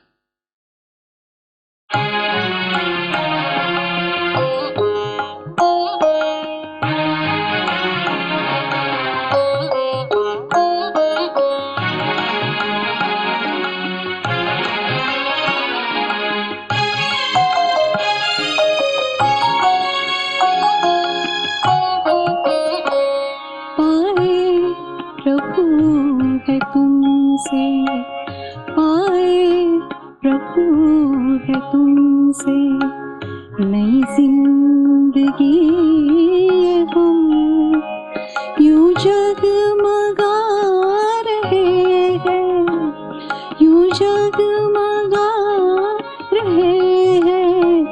तेरी रोशनी से हम पाए प्रभु है तुमसे नई जिंदगी, हम पाए प्रभु है तुमसे।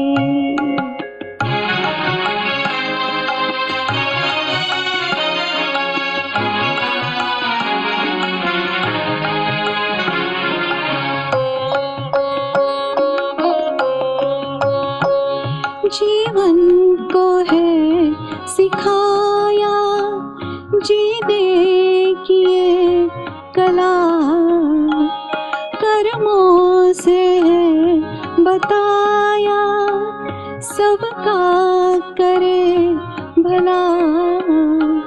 सेवा को मानते हैं, सेवा को मानते हैं, तेरी बंदगी ये हम पाए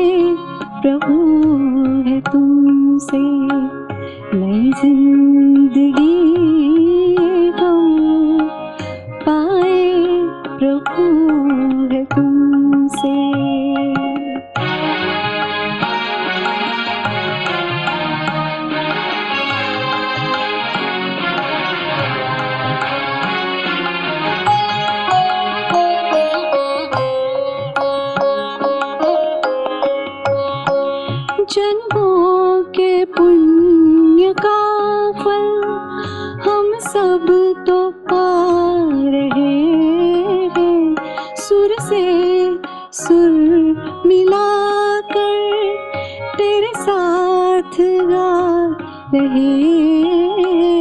अनुराग प्यार तेरा, अनुराग प्यार तेरा, तेरी रागिनी है हम, पाए प्रभु है तुमसे नई जिंदगी ये हम, पाए प्रभु है तुमसे।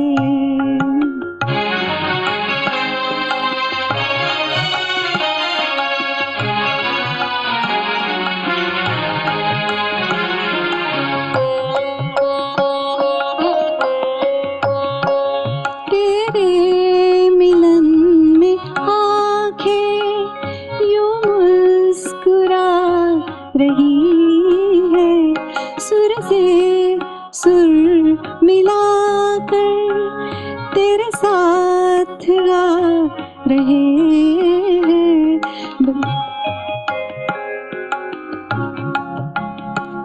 उड़ते फरिश्ते बनके नहीं है ज़मीं पे हम, नहीं है ज़मीं पे हम, पाए प्रभु है तुमसे नई जिंदगी ये हम, यूं जगमगा रहे हैं तेरी रोशनी से हम, पाए प्रभु है तुमसे, पाए प्रभु है तुमसे, पाए प्रभु है तुमसे।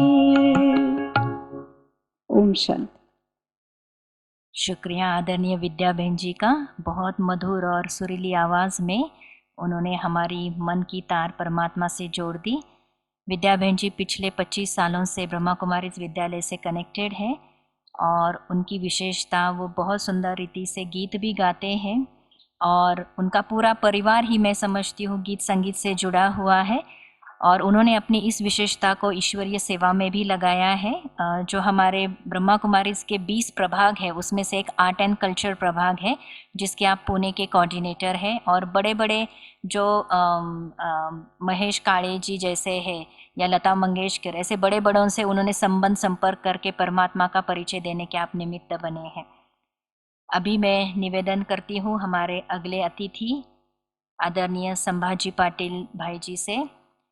उनका परिचय मैं पहले देना चाहूँगी। आपने एमए किया है राज्य शास्त्र और लोक प्रशासन में पुणे विद्यापीठ से, फिर अपने पोस्ट ग्रेजुएशन के रूप में कम्युनिकेशन एंड जर्नलिज्म में पोस्ट ग्रेजुएशन किया है और उन्होंने उसमें प्रथम क्रमांक हासिल किया है। आप पिछले 8 सालों से सकाल पेपर जो बहुत फेमस पेपर है न्यूज़पेपर उसके आप चीफ रिपोर्टर रहे हैं और अभी वर्तमान में आप इसी सकाल और महाराष्ट्र के अनेक जो न्यूज़पेपर है फेमस उसके अंदर सहयोगी संपादक के रूप में कार्यरत है। तो आदरणीय संभाजी पाटिल भाई जी से मैं निवेदन करती हूँ वो अपने मन के उद्गार हमारे सम्मुख रखें। नमस्कार। हम सचमुच में अभी फ्लाइंग कर रहे हैं।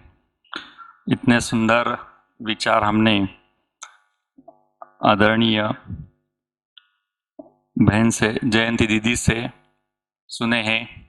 बाद में सावित्रीबाई फुले पुणे यूनिवर्सिटी के हमारे sir vice chancellor doctor Nitin Karmalkar sir ने अपना विचार व्यक्त किया है।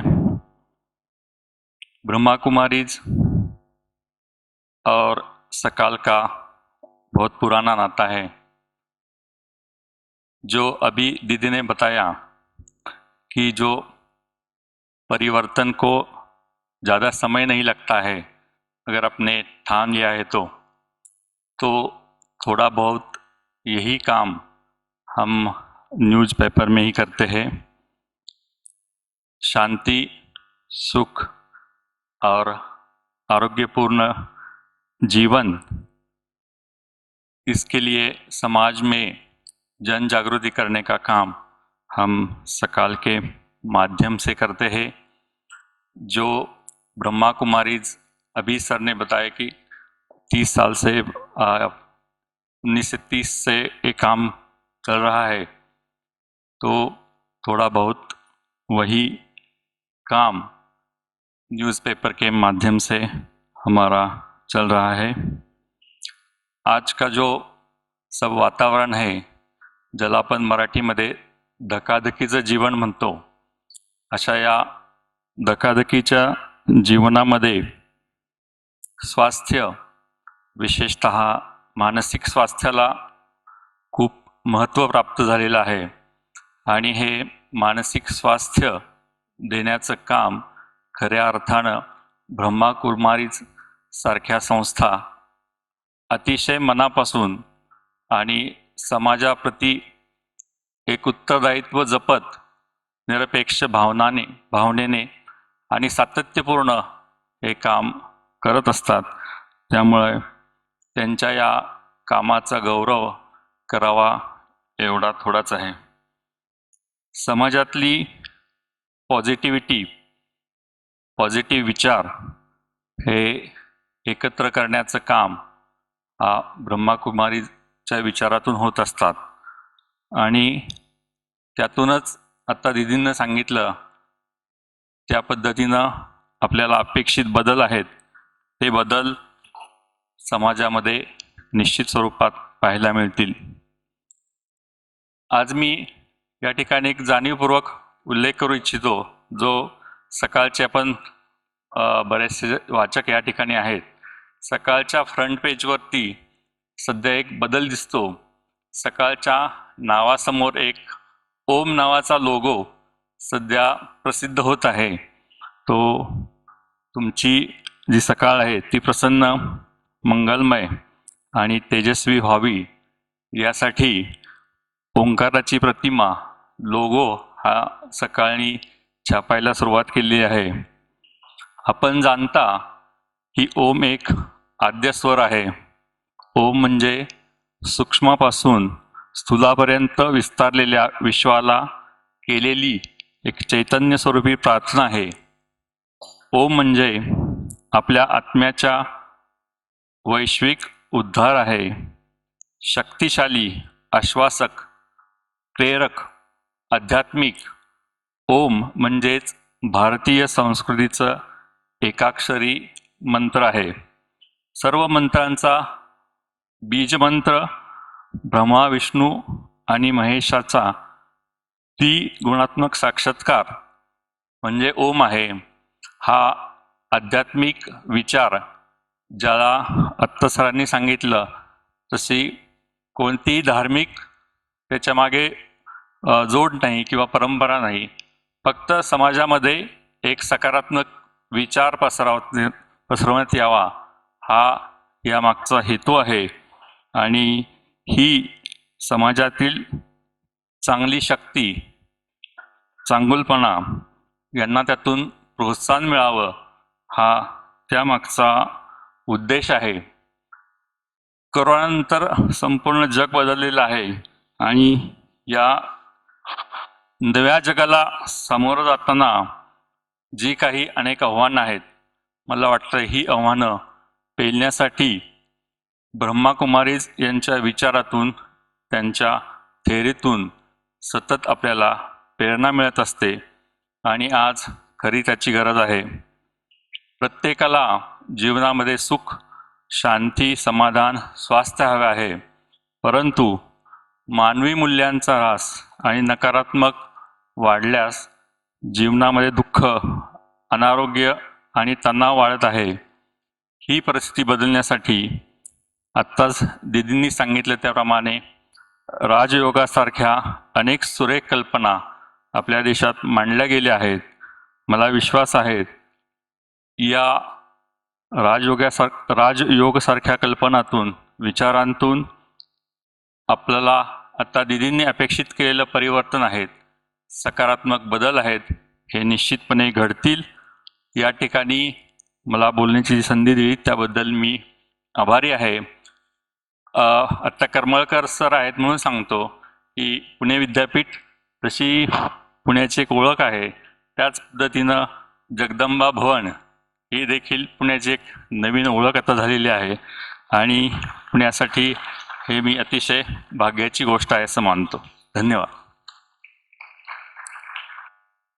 बहुत बहुत धन्यवाद भाई जी का. लास्ट लाइन बहुत ही पावरफुल थी क्योंकि भाई जी अनुभवी है और इससे पहले भी जगदम्बा भवन में आए हुए हैं. तो बहन दीदी को पता नहीं शायद मराठी समझ में आई या नहीं आई. तो भाई जी कह रहे थे खास हमारे कुलगुरु जी सर से कि जैसे पुणे विद्यापीठ फेमस है वैसे धीरे धीरे स्पिरिचुअलिटी के लिए जगदम्बा भवन भी फेमस हो रहा है. तो बहुत बहुत धन्यवाद. और भाई जी हमेशा सहयोग भी देते हैं. कई बार हमारी विद्या बहन भी सकाल न्यूज़पेपर में, हाँ, जब हमारा इधर योगाथॉन करके हमने एक प्रोग्राम अरेंज किया था तो योगाथॉन में भी उन्होंने बहुत हमें सहयोग दिया था हर रूप से. और कई बार हमारे प्रोग्राम्स की न्यूज़ भी सकाल पेपर में आप देते हैं. और क्योंकि भाई जी आजकल हम सुनते हैं कि न्यूज़पेपर में नेगेटिव न्यूज़ ज़्यादा होती है तो आप स्पिरिचुअलिटी की न्यूज़ देकर जैसे उनको एक आथत देते हैं कि हाँ अभी भी अच्छाई है और हम अच्छाई की तरफ बढ़ सकते हैं, तो ये आपका सच में बहुत बड़ा सहयोग है. तो बहुत बहुत शुक्रिया हमारे आदरणीय संभाजी भाई जी के लिए.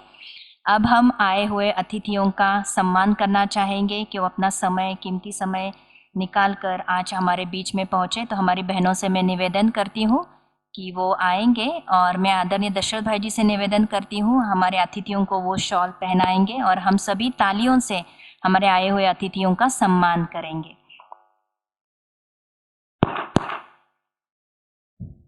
साथ साथ हमारी आदरणीय जयंती दीदी जी उनको ईश्वरीय सौगात देकर सम्मानित करेंगे. आदरणीय दशरथ भाई जी शॉल ओढ़ेंगे और आदरणीय जयंती दीदी जी उनको सौगात और टोली देंगे. आपकी तालियों की ध्वनि यही हम उनका दिया हुआ एक सम्मान रहेगा. बहुत बहुत शुक्रिया हमारे अतिथियों का. भले मंच पर हमने 2 विशेष अतिथियों को रखा है लेकिन मुझे पता है कि आप सभा में बैठे हुए भी एक एक विशेष हस्ती हो क्योंकि अलग अलग जगह से आप आए भी हो. जैसे हमारे बीच में SBI बैंक के मैनेजर भी बैठे हुए हैं. बहुत अलग अलग बड़ी बड़ी पोजीशन पे सेवाएं देने वाले यहाँ मान्यवर बैठे हुए हैं लेकिन समय की सीमा को देखते हुए हम हर एक का नाम नहीं ले पा रहे. लेकिन तहे दिल से आप भी अपना सम्मान इस जगदम्बा भवन के अंदर ज़रूर स्वीकार करना. अब मैं आदरणीय हमारे दशरथ भाई जी जो ब्रह्मा कुमारी से पिछले करीबन 60 सालों से भी अधिक जुड़े हुए हैं, बचपन से ही ब्रह्मा कुमारी से कनेक्टेड है, बहुत अच्छे राजयोगी की अभ्यासी है और साथ साथ बहुत अच्छे प्रवक्ता भी है. देश विदेश में कहूँगी और विशेष करके भारत में अनेक राज्यों में जाकर आप परमात्मा का संदेश राज्यों का अभ्यास कराते हैं. आपने लौकिक के अंदर भी सिविल इंजीनियरिंग किया हुआ है. आपने उस रूप से कई समय तक अपनी सेवाएं भी दी और उसके बाद पूरे समर्पित रूप से ब्रह्मा कुमारी से जुड़े हुए हैं.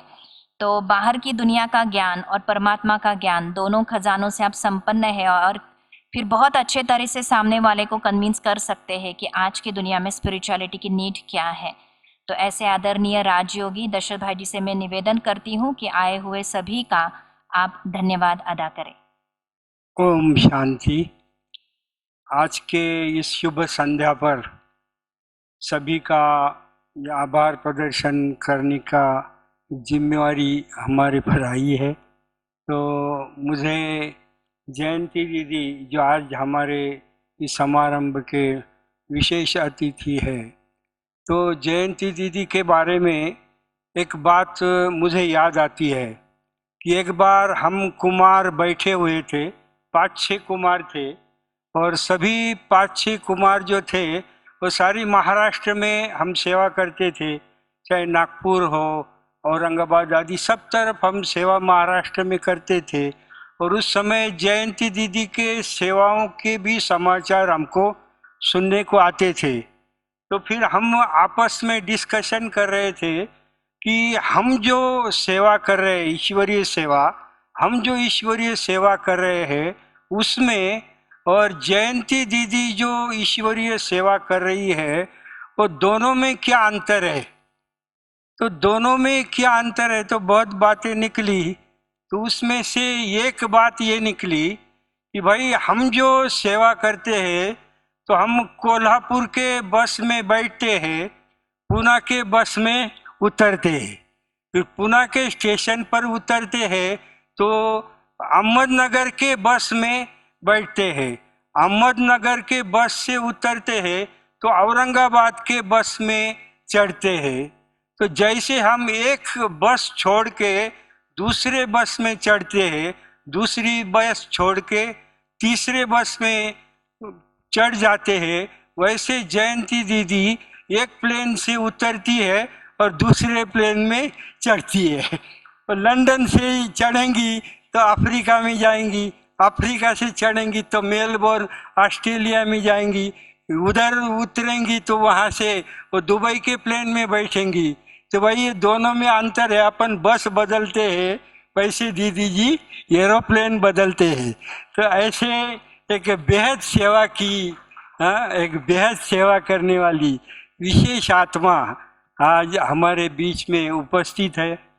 और दीदी के अंदर इतनी विशेषताएं है कि हमारी जो ब्रह्मा कुमारी इसकी चीफ दादी जानकी जी थी, तो जानकी दादी की जो भी विशेषताएं थे उनके अंदर बहुत गुणों की खान थी। जानकी दादी गुणों की खान थी और परमात्मा ने भी कहा था कि जनक गुणों का दान करने में जनक नंबर 1 है।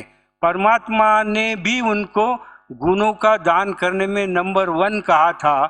तो जयंती दीदी जानकी दादी की जेरॉक्स कॉपी है, लेकिन वाइट कॉपी है। क्या है वो? ब्लैक वाइट नहीं है, वाइट कॉपी है। सारे के सारे दैवी गुण जानकी दादी के हैं। और न सिर्फ दैवी गुण, मैं सोच रहा था बैठे बैठे, संकल्प चल रहा था, माना पुरुषार्थ कैसा होना चाहिए।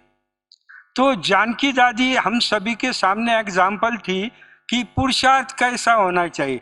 हम कहते थे योग का विशेष अभ्यास करने के लिए रात को 2 बजे उठना चाहिए, यह हमारा विशेष पुरुषार्थ होगा। तो हम लोगों ने एक बार दादी जानकी जी से कहा कि दादी जी आप बराबर 2 बजे कैसे क्या उठती हो योग के लिए? तो दादी ने कहा मैं कभी भी 2 बजे नहीं उठती हूँ, जब मैं उठती हूँ तो घड़ी में 2 बजा होता है। वरना ऐसे भी पुरुषार्थी होते हैं कि जिनके आधार पर चक्र को भी घूमना पड़ता है।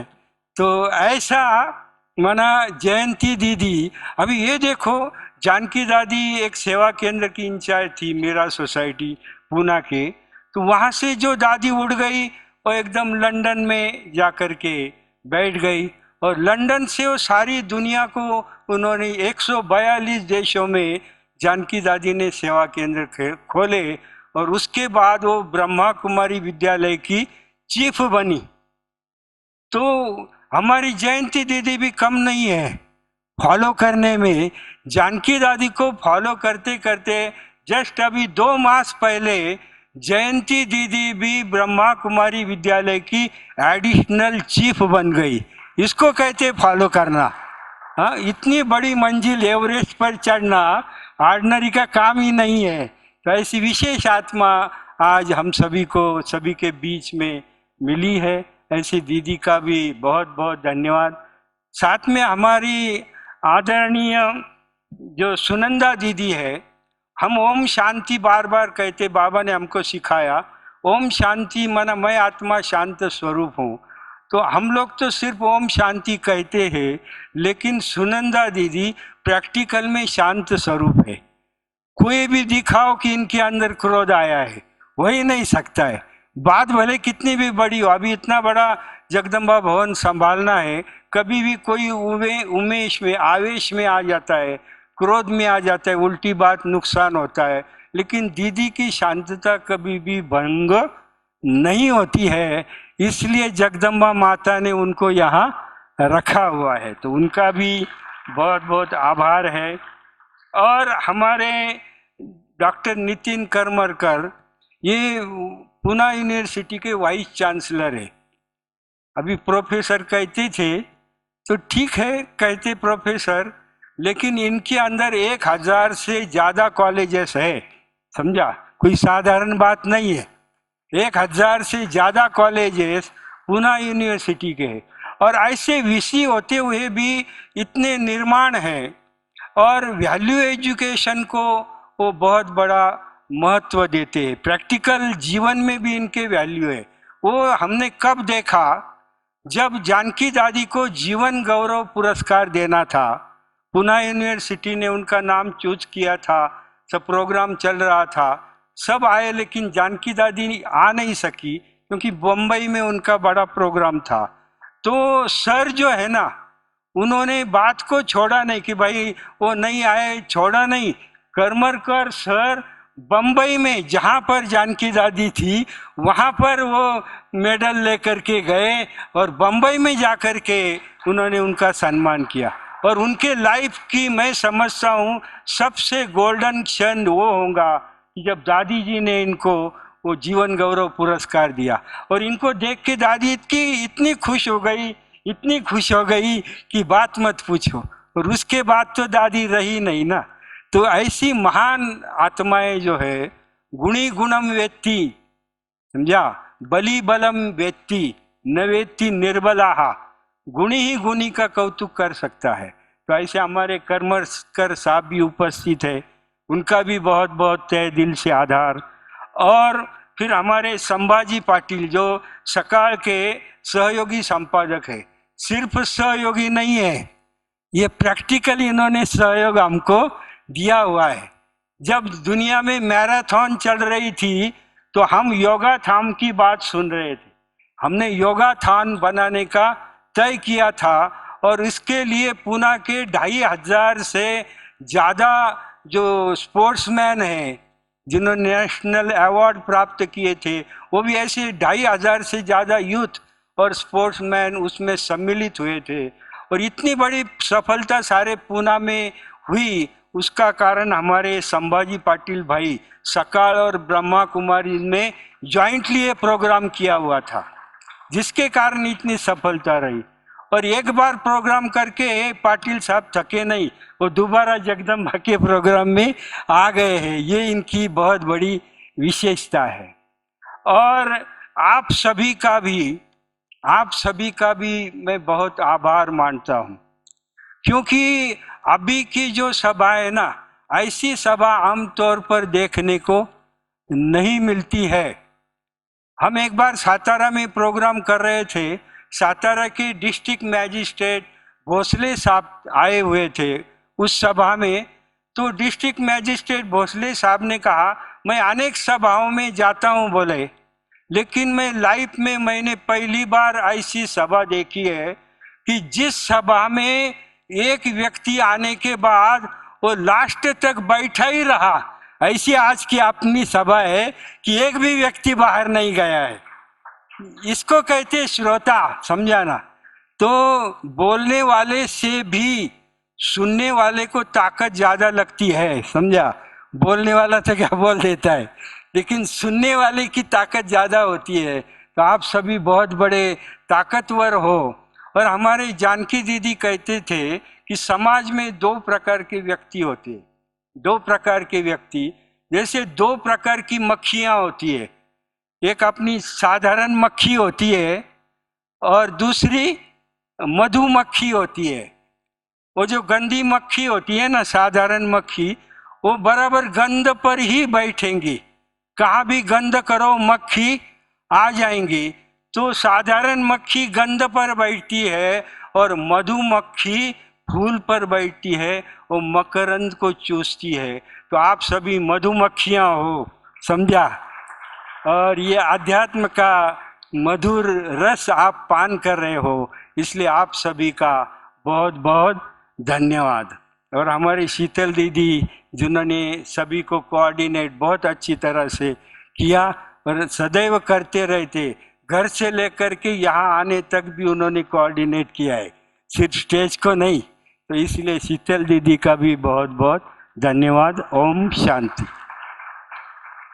कार्यक्रम के अंत में सब में उमंग उत्साह के पंख लगाने वाले हमारे आदरणीय दशरथ भाई जी का भी बहुत बहुत धन्यवाद। अभी मुझे पूरी उम्मीद है कि आप यहाँ से जब बाहर निकलेंगे तो अपनी फ्लाइंग स्टेज में ही निकलेंगे। एग्री? सब अपने फ्लाइंग स्टेज में है। बहुत बहुत धन्यवाद आप सभी का पुनः एक बार। अभी हम कार्यक्रम को समाप्त कर रहे हैं परमात्मा स्मृति से। एक अनाउंसमेंट है कि जो भी ब्रह्मा कुमारीज के नियमित विद्यार्थी है, साधक है, वो थोड़ा रुक के नीचे जाएंगे। पहले हमारे आए हुए मेहमान पहले नीचे डिनर की व्यवस्था की गई है, आपको यहाँ के गाइड्स मार्गदर्शन करेंगे। पीछे बहुत सुंदर ओपन एम्पी थिएटर है, वहाँ पर खुले आसमान के नीचे आज हम परमात्मा की याद में बनाया हुआ ब्रह्मा भोजन स्वीकार करेंगे। तो सबसे पहले हमारे अतिथि योग के पश्चात उठेंगे और उसके बाद में फिर थोड़े समय के बाद हमारे जो नियमित विद्यार्थी है वो उठेंगे। साथ साथ जो पहली बार आए हैं, मैं उन सभी को निवेदन करती हूँ कि आप हमारा जो जगदम्बा भवन का बहुत सुंदर कैंपस है, ज़रूर ज़्यादा समय नहीं लगेगा, एक 10-15 मिनट लगेंगे आपको, आप ज़रूर उसको विजिट कीजिए। नीचे पार्किंग के अंदर एक बहुत सुंदर एग्जीबिशन बना है, स्पिरिचुअल एग्जीबिशन, आप उसको भी विजिट कीजिए, ब्रह्मा भोजन को भी स्वीकार कीजिए। और आप चाहते हैं कि ब्रह्मा कुमारीज के इवेंट्स के अपडेट्स आपको मिलते रहे, तो एक मैं मोबाइल नंबर बताने जा रही हूँ, आप उस पर रिक्वेस्ट भेज सकते हैं। हम अपने इवेंट्स ग्रुप में आपको यहाँ ऐड करेंगे ताकि फ्यूचर में यहाँ पर इस प्रकार के जो भी इवेंट्स होते हैं तो आपको उसके अपडेट मिलते रहेंगे। नंबर है 7568040767 7568040767। पुनः एक बार हमारे मंचासीन साथ साथ हमारे सभी श्रोताओं का तहे दिल से बहुत बहुत शुक्रिया। अभी सभी 2 मिनट परमात्मा स्मृति में बैठ के परमात्मा का धन्यवाद करेंगे और उसके पश्चात हम प्रस्थान करेंगे। ओम शांति।